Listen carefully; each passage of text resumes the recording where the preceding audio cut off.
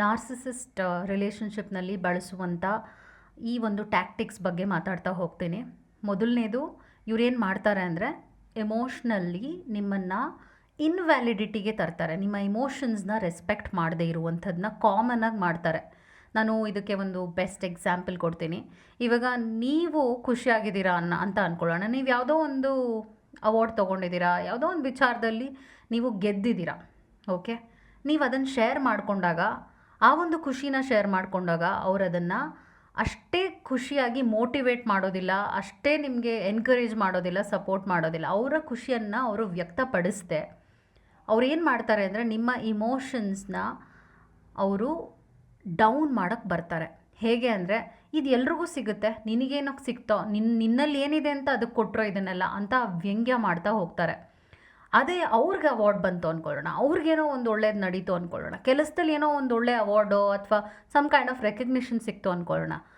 ಅವ್ರು ನಿಮ್ಮ ಹತ್ರ ಬಂದು ಹೇಳಿದಾಗ ನೀವು ಕರೆಕ್ಟಾಗಿ ಅವ್ರಿಗೆ ರೆಸ್ಪಾಂಡ್ ಮಾಡಲಿಲ್ಲ ಅಂದರೆ ಅವ್ರೇನು ಹೇಳ್ತಾರೆ ಅಂದರೆ, ನಾನು ಇಷ್ಟೆಲ್ಲ ಸಾಧನೆ ಮಾಡ್ತಿದ್ದೀನಿ, ನನಗೆ ವ್ಯಾಲ್ಯೂ ಕೊಡಲಿಲ್ಲ ಅಂತ ಜಗಳ ಆಡೋದು, ನಿಂದಿಸುವಂಥದ್ದು, ನಿಮ್ಮ ಮೂಡ್ ಆಫ್ ಮಾಡುವಂಥದ್ದನ್ನ ಮಾಡ್ತಾರೆ.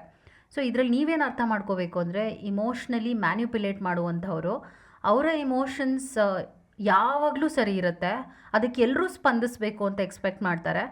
ಅದೇ ಆ ಒಂದು ವಿಚಾರವನ್ನು ಬೇರೆಯವ್ರು ನನ್ನಿಂದ ಎಕ್ಸ್ಪೆಕ್ಟ್ ಮಾಡಬಾರ್ದು, ನನ್ನ ಮೀರಿ ಬೇರೆಯವ್ರು ಎಲ್ಲೂ ಹೋಗಬಾರ್ದು ಹಾಗೂ ಸಾಧನೆ ಮಾಡಬಾರ್ದು ಅನ್ನುವಂಥ ಒಂದು ವಿಚಾರ ಅವ್ರ ಮನಸ್ಸಿನಲ್ಲಿ ಯಾವಾಗಲೂ ಇರುತ್ತೆ.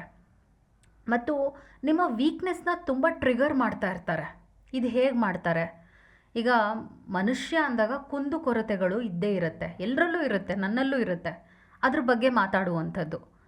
ನೀನು ಎಂಥ ಫ್ಯಾಮ್ಲಿಯಿಂದ ಬಂದಿದ್ಯಾ ನನಗೆ ಗೊತ್ತು ಬಿಡು, ನಿಮ್ಮಮ್ಮ ಹೀಗೆ, ನಿಮ್ಮಪ್ಪ. ಸೊ ಇದೆಲ್ಲ ಇಮೋಷ್ನಲ್ ಟ್ರಿಗರ್ಸ್. ನೀವು ನಿಮ್ಮ ಫ್ಯಾಮ್ಲಿಗೆ ಅಟ್ಯಾಚ್ ಆಗಿರ್ತೀರ, ನೀವು ನಿಮ್ಮ ಅಮ್ಮನಿಗೆ ಅಟ್ಯಾಚ್ ಆಗಿರಬಹುದು.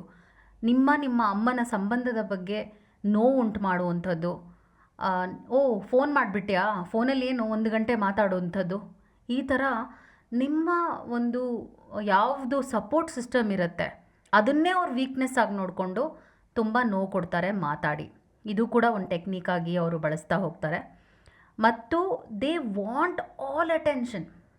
ಯಾವುದಾದ್ರೂ ಒಂದು ಫಂಕ್ಷನ್ಗೆ ಹೋದರೆ ಬೇರೆಯವ್ರು ಹೈಲೈಟ್ ಆಗಬಾರ್ದು ಹಾಗೂ ಇದು ಕಪಲಲ್ಲಿ ಬಂದುಬಿಟ್ರೆ ಇನ್ನೂ ಪ್ರಾಬ್ಲಮ್ ಆಗುತ್ತೆ. ಅಂದರೆ ಅವ್ರ ಪಾರ್ಟ್ನರ್ನ ಅವರು ಚೆನ್ನಾಗಿ ನೋಡೋಕೆ ಇಷ್ಟಪಡೋದಿಲ್ಲ. ಈಗ ನೀವು ನಿಮ್ಮ ಹಸ್ಬೆಂಡ್ ಅಥವಾ ನೀವು ನಿಮ್ಮ ವೈಫ್ ಹೋದರೆ ನೀವು ಚೆನ್ನಾಗಿ ಕಾಣಬಾರ್ದು, ಅವ್ರು ಚೆನ್ನಾಗಿ ಕಾಣಬೇಕು. ಹಾಗೂ ನೀವೇನಾದರೂ ಚೆನ್ನಾಗಿ ಡ್ರೆಸ್ ಮಾಡ್ಕೊಂಡು, ನೀನು ಯಾಕೋ ಓವರಾಗಿ ಡ್ರೆಸ್ ಮಾಡ್ಕೊಂಡಿದ್ಯಾ ಅಂತ ಹೇಳಿ ನಿಮಗೆ ಬೇಜಾರು ಮಾಡುವಂಥದ್ದು ಅಲ್ಲಿ ಕೂಡ. ಸೊ ಎಲ್ಲಿ ಹೋದರೂ ಕೂಡ ನೀವು ಇನ್ನೂ ಚೆನ್ನಾಗಿ ಅಟ್ರ್ಯಾಕ್ಟಿವ್ ಆಗಿ ಕಾಣ್ತಾ ಇದ್ದೀರಾ ಅಥವಾ ಅಟೆನ್ಷನ್ ತೊಗೊಳ್ತಾ ಇದ್ದೀರಾ ಅವ್ರ ಜನರಿಂದ ಅಂದಾಗ ಅವ್ರು ಅದನ್ನು ಸಹಿಸೋದಿಲ್ಲ. ಅಲ್ಲೇ ಜಗಳ ತೆಗೆದುಬಿಟ್ಟು, ಅಲ್ಲೇ ನಿಮ್ಮ ಮೂಡ್ ಆಫ್ ಮಾಡಿಬಿಟ್ಟು, ಹಾಗೂ ಅಲ್ಲೇ ನಿಮ್ಮನ್ನು ನಿಂದಿಸಿ, ನಿಮ್ಮನ್ನು ದೂಷಿಸಿ, ಹಾಗೂ ನೀವೇ ಸರಿ ಇಲ್ಲ ಅನ್ನೋ ರೀತಿಯಾಗಿ ಪೋರ್ಟ್ರೇ ಮಾಡಿ ಜನರಿಗೆ ಹೊರಟೋಗ್ಬಿಡ್ತಾರೆ. So this is again a tactic used by these narcissist people in a relationship. Thank you so much.